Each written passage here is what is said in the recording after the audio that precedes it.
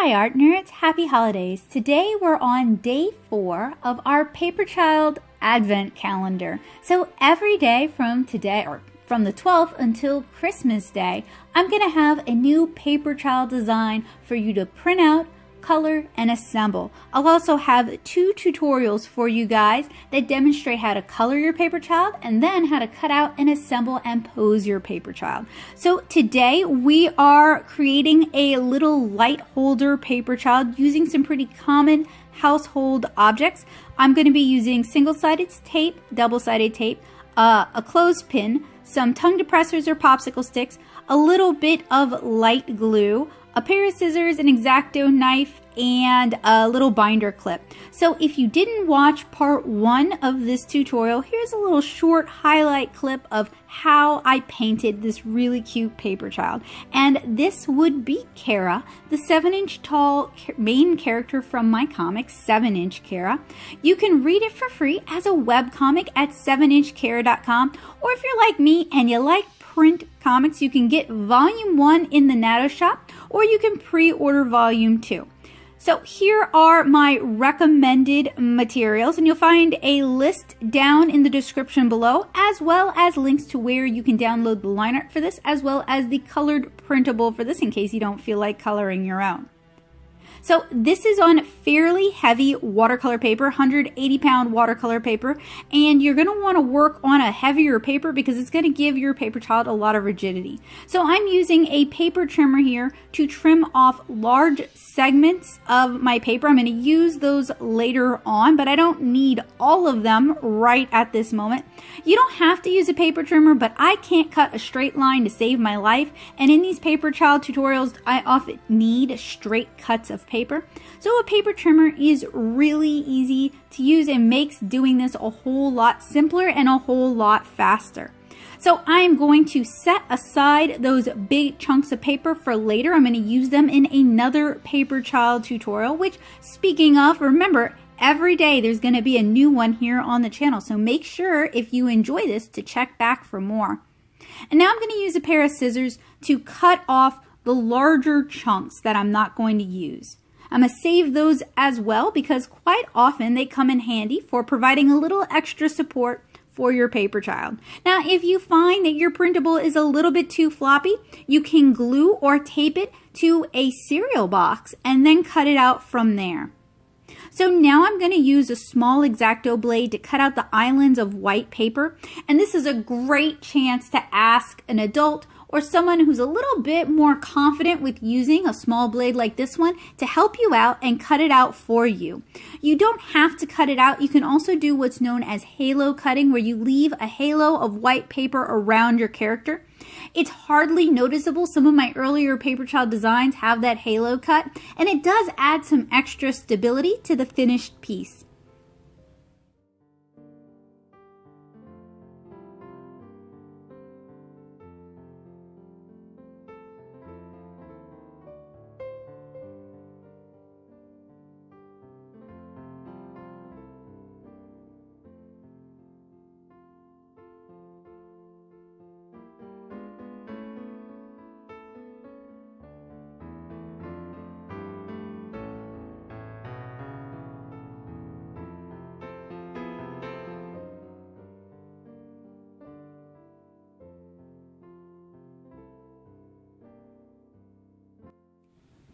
So now I'm going to use my larger scissors to do what's known as fussy cutting. So I am basically cutting on the outline or the line art of this illustration. But that is pretty challenging to do, and it can be hard on the hands. So if you're not confident doing this, or you think you might cut too much, it's totally okay to leave a halo of paper around it. Now, you definitely need to be patient with yourself when you're cutting something like this. It does take a while, and this has been time-lapsed several times because honestly, watching somebody cut something out of paper is not exactly the most exciting thing. If you have a Cricut or one of those other blade cutting machines, this could be a perfect chance to put it to good use, and it would be a great way to get all of the Paperchild illustrations cut at one time.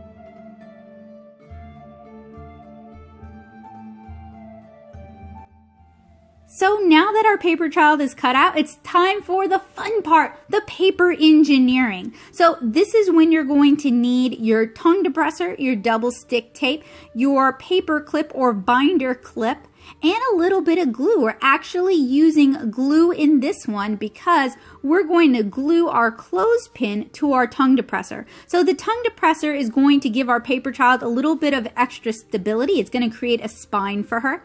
And we're just going to cut off what we don't need using the scissors.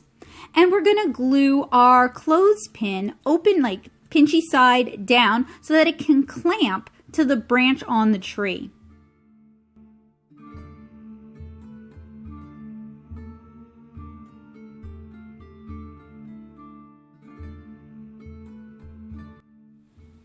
You want to give your clothespin plenty of time to dry. You don't want it just coming off of your paper child after it's on the tree. But once it's dry, you can use double stick tape or a tape runner. I don't recommend gluing it to the paper child because adding glue to paper adds moisture to paper. It can make it warp. I'm using double stick tape here, and I'm taping my popsicle stick to Kara's back, and I'm making sure to press firmly. I'm going to use some single-sided tape, but you can use masking tape if that's what you have, or even washi tape. And I'm going to also tape it. I'm going to tape it on the clothespin. That's going to add a little bit of extra support. And I'm also making sure to tape the popsicle stick down to Kara. Doing this extra taping, this extra engineering is going to add some extra support, and it's going to make your paper child even more sturdy.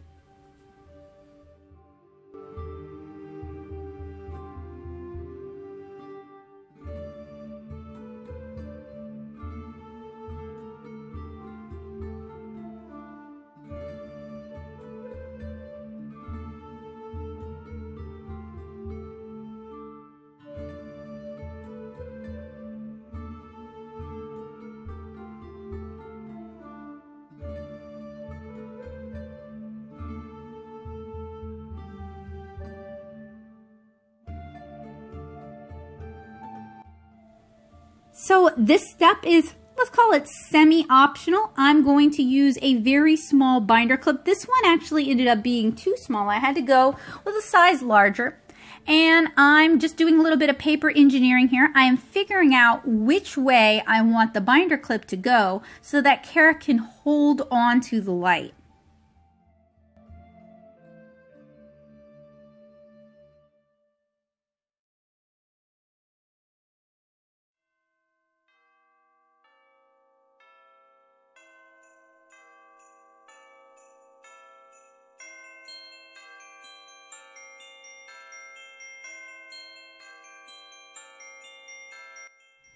So I ended up using a larger clip and taping it onto the back of the paper so it's less noticeable. But now I want to add a little bit of extra structure to her arm because that's going to be a weight bearing area. So I am using some of my scrap paper from earlier and trimming it into a V, and that's going to support her elbow and arm.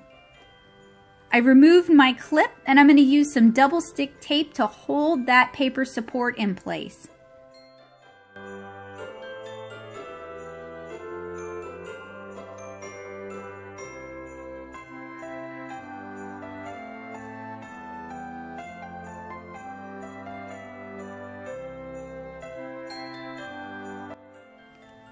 I'm going to trim off the excess and then re-tape on my binder clip.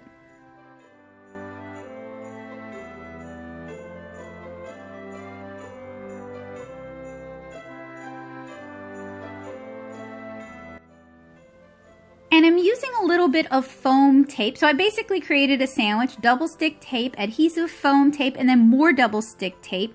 And that's going to create even more support for this clip. And you can find this foam tape down at Dollar Tree. It's very inexpensive. In fact, you can find everything in this tutorial minus the Paperchild, which is free, down at Dollar Tree.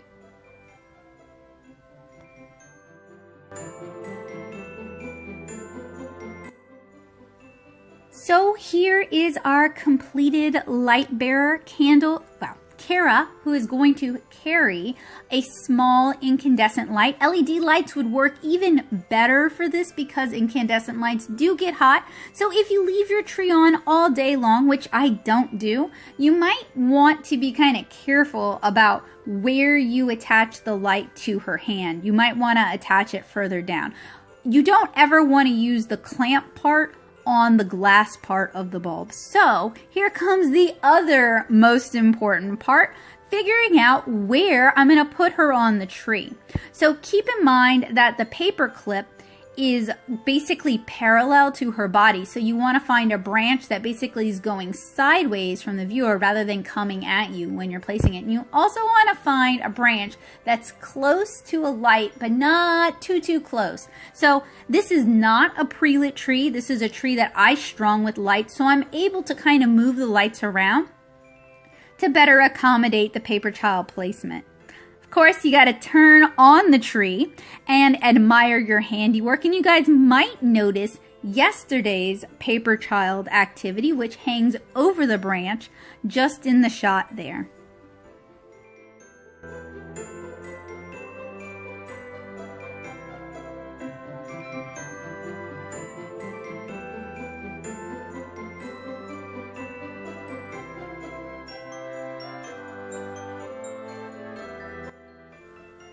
So I have a pretty small Christmas space in our rental home, so you're going to see a lot of paper children in this shot, but I would recommend hiding them throughout the house for people to discover. They also make really cute gift tags.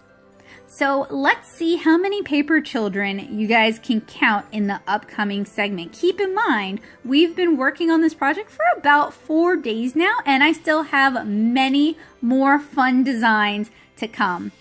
So if you guys enjoyed this tutorial, give me a big old thumbs up and let me know down in the comments. And it would also mean a lot to me if you would take a moment and share this tutorial with someone else who might enjoy it. I recommend that this is a parent and child activity, or a grandparent and child activity, or an uncle and aunt and child activity, or an older sibling and child activity, rather than an activity that a child does on their own. So I hope you guys had fun, and happy holidays, guys. See you tomorrow.